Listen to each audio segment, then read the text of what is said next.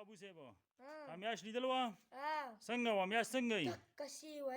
دقه شی ولاړه کوم ځای دې لیدل وه په دې وریځو کې دې ډانګر څکه هلته پورې هلکه دلته خو ړوند سړي ته هم نه ښکاري تا څنګه ولیده هغه دی ته ورته ګوره کوم دی په دې وریځو کې ولکه دلته خو چې کوم دی نه هغه دوربین کې به هم نه ښکاري تا څنګه ولیده څنګه وه میاشو په دې سترګو الله چې راله دا سترګې راکړ دي و څنګه دا شانته دا شی و دقه شی داسې نرۍ غوندې وه دقسې نرۍ کرښه وه توره وه که سپینه وه سپینه سپینه وه زه به ابو صاحب نو اختر به کوو څه به خود به یې کوو زه الله دې خیر کړي زه به ابو صاحب بیا به خبرې کوو ښه